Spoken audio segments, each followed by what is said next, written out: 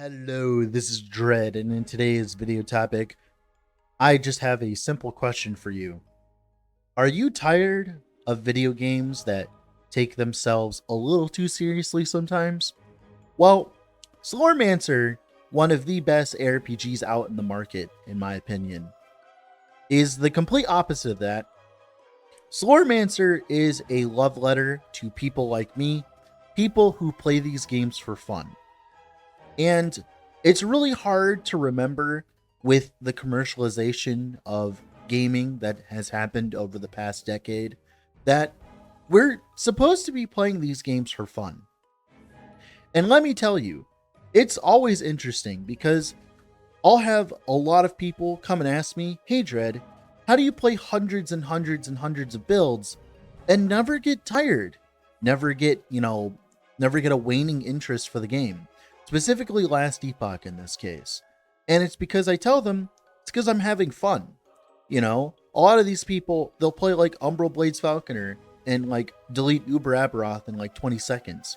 And then what'll happen is their build will get nerfed and removed from the game, and all of a sudden, all of their motivation will just dissipate immediately. And then they ask me, "Wow, Dread, why are you still playing this dog shit game?" And I tell them, because that was never my goal. My goal to play the game was to have fun, while their goal to play the game was dedicated to, of course, growing their EP. And Slormancer isn't really about that. Slormancer is about that aforementioned thing that I said, is having fun. That is what Slormancer is good at, is having a lot of fun. And that's something that's just missing from gaming these days in a lot of different situations, right? In the day of slop AAA titles and games that just take themselves just a little too seriously, right? Slormancer is just the complete opposite of that. Takes itself not seriously whatsoever, and it's very, very, very refreshing. So, if you're new here, what is Slormancer? Well, Slormancer is an indie ARPG developed by a couple of French dudes from France. And let me tell you, it is some of the most crackhead cocaine shit I have ever played. I am absolutely addicted to Slormancer. As someone who likes playing these kind of games, Slormancer is like one of the best out on the market. I have been holding myself off because I've been waiting for the launch, which, by the way, May 13th, Slormancer launches. It's full access, by the way. So if you want to, play the game, now is the best time, in my opinion, or May 13th, either way, right? Slormancer is just, it's just so satisfying every single time I load it in. So instead of convincing you by just giving you hundreds of words of platitudes like other YouTubers will do, I'm just going to go over what I'm currently playing in Slormancer so that you guys can get a good understanding of what I mean when I mean they care about fun over everything else. All right, so here we are in game with the character. Let's go over what I think makes this game special. So let's see how complex my character is only 14 hours into the game, okay? So the first things off, we are building around Arcane Missile. So this little thing. So Arcane Missile shoots out a bunch of projectiles. The whole point about Arcane Missile is you can spam it very, very quickly. And you can also get a bunch of projectiles for it. So right now, we are currently using Evolve and Overcome. Arcane Missile has a Pierce, Fork, and Rebound chance equal to the highest amongst these stats. One of the best things about Slormancer is if you're stacking a stat, it's very easy to go find it. So here, we're going to go to tab 3, and we see here, we have Pierce, Fork, and Rebound. I'm at 70% Rebound. So what this means is I have a 70% chance to have projectiles rebound from, terrain. I have a 70% chance for when a projectile first hits an enemy, it forks into 2 different projectiles. And then I also have a 70% chance to pierce. That's great, right? That's a lot of projectile stuff. And yes, they do shotgun. It's amazing. But what's interesting, though, is we don't get enough projectiles from the tree itself. Because of the way that I'm currently playing it, I'm trying to go for as much attack speed as possible. We get a few remnants here and there, but I can't grab stuff like Arcane Tempo because the way that skill trees work in Slormancer is only one skill tree per line, like only one skill point per line affects you. So you cannot have, let's say, Arcanic Tempo while you also have Evolve and Overcome. This is very important for skills in general because there's a lot of trade-offs in terms of what you can get and what you can't get, right?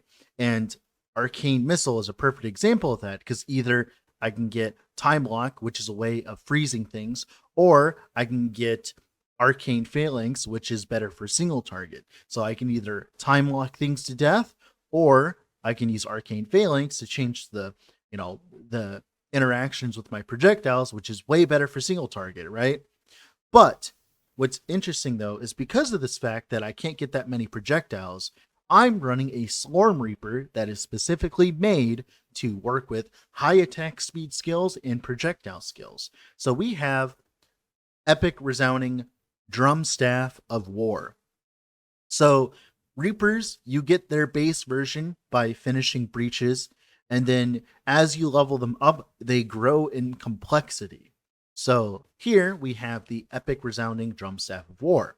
So this gives us a very large amount of pierce and fork chance multiplier. I'm not entirely sure how that works exactly.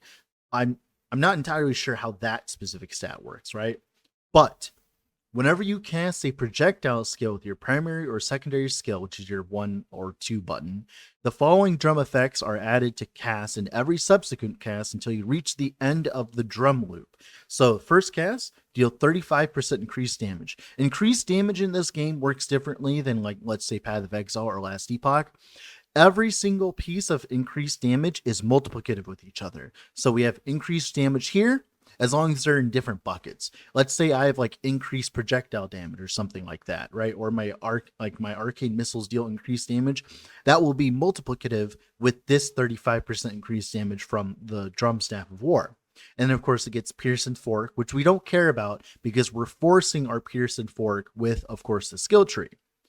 Cast 4 has +2 projectile. That's very important. So every single thing after that gets +2 projectile.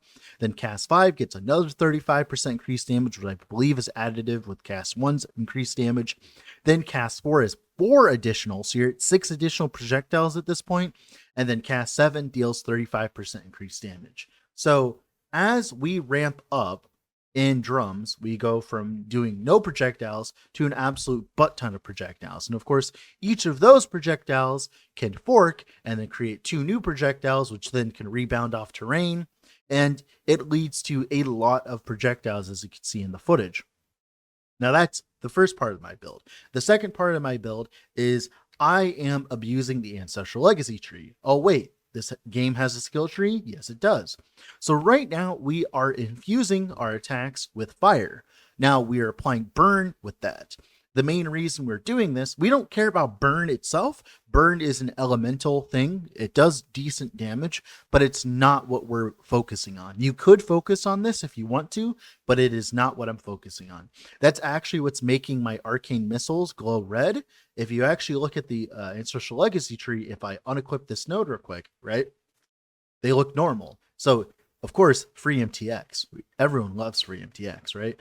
The reason why we're doing this is access to Comfort Zone. You have 40% base crit against enemies affected by burn. So as I hit with my projectiles, I get an extra 40% crit chance, and that's on top of the crit chance I already have. But that's also on top of the crit chance that I get from time locking things. With this node here, with Lockpicker, now we have about 70% chance to crit for free, and I don't have to invest into it much on my gear whatsoever. And if you're ever curious about what something does, like let's assume, hey, what are these, like what are the emblem things that mage does, right? Like they get emblems, right? Hover over a skill for half a second and it will tell you, ooh, emblems of schools of magic. It's emblems from 3 different schools of magic: Arcanic, Temporal, Obliteration. The emblems, that's what they grant. And then whenever you use a skill, you get an emblem in that skill school of magic, and then they, move around and all that. Because of the setup I currently have, I can have up to 5, which means, you know, I can have up to 5 emblems. In game, you'll actually see it. Right now, you can't see it, but in game, you'll actually see the emblems. But pretty much my build is built around cheesing as many projectiles as possible, while also critting as much as possible, while also, of course, you know, stacking as much raw damage. So raw damage, we do have a lot of raw damage on my gear. So here we have raw damage. Raw damage is, where is it? There's some more raw damage here. Now, the way raw damage works is it's kind of like your flat in Slormancer. So if we hover over here, skill damage. So all skills, most of them do skill damage. So you say, so it's here, it says you fire an arcane missile dealing a percentage of your skill damage, right? Gets extra per level and all that. Now, your skill damage, if we go over to your stat page, is calculated using your skill damage, critical strike values, and ancestral strike values. Basically, the average amount of damage you can deal while dealing 100% skill damage. Now, to get this number, though, you need to add your Reaper damage, which is on our Reaper here, plus our raw damage. So we actually look here, we have a decent amount of raw damage. This plus the Reaper damage combines to be your skill damage, which is like what we use for our arcanic missiles. So our weapon has a decent amount of flat, but then we also add flat with our gear as well. It's very simple. Now, you can also do other things where you can add a lot of elemental damage. There are ways of just getting an absolute butt ton of elemental damage. So like here, I think it's this one. No, it's not this one. I'm trying to find it. It's somewhere around here. Here it is. You have flat elemental damage. Elemental damage is equal to your armor. Yes, you can play stat stackers in this game. There's so many different ways of stacking stats in this game, it's insane. But essentially, you could scale as much armor as possible on your gear, and all of a sudden, that's all of your flat damage. And then you can use that flat damage to scale your damage instead of using raw and skill, which allows you to use Reapers that don't necessarily have that much flat damage on them, right? Which is cool. Yeah. Now, that's not all. Reapers can also get their primordial versions. So there's actually a better version of this that will unlock when I get to level 100 on it. And what'll happen is it'll get a primal benediction and malediction. So the way this works is there's an upside and a downside. The downside is usually very punishing, while the upside is just game breaking. And each of these Reapers that you see in this inventory, you can get up to, I think, like 50 per class or whatever, right? Or they're kind of copies. So each class gets like a copy that is their own type of weapon. Like, for instance, Huntress gets this, but as a bow, and the Warrior gets this, but as a sword, right? But it's shared across those. But each one has unique effects. So here we have the epic resounding drum set of war. So if we look at the base version, right, it just has the base effects, doesn't even have that good of effects early on, right? But let's look at here. Staff of Alpha and Omega. That's a lot of text. I'm not going to read it, but you can easily build around it.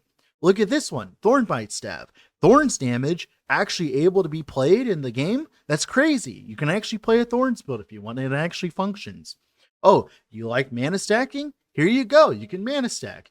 Oh, you want even more text? Here you go. Staff of Sun and Moon. And this is just the level 1 version. Remember, it's going to upgrade and turn into whatever abomination it eventually turns into, right? And that's the beautiful thing about Slormancer. This is like the best part, is every single one of these staffs has a complete unique effectability, except for that one, has a unique effectability. And they're all interesting, right? All interesting build arounds. They are all meant to just be fun. And that's why I love Slormancer, is it's focused on the fun factor. Now, right now, the game's going to be coming out on May 13th, full access. I would heavily suggest buying the game and enjoying it. If you take my word at any amount of credibility, if you trust me at all from my last CPOD content, let me tell you, this game is crack cocaine and you probably should be playing it. Now, with all that being said, this has been Dread. I'll have to go do something else.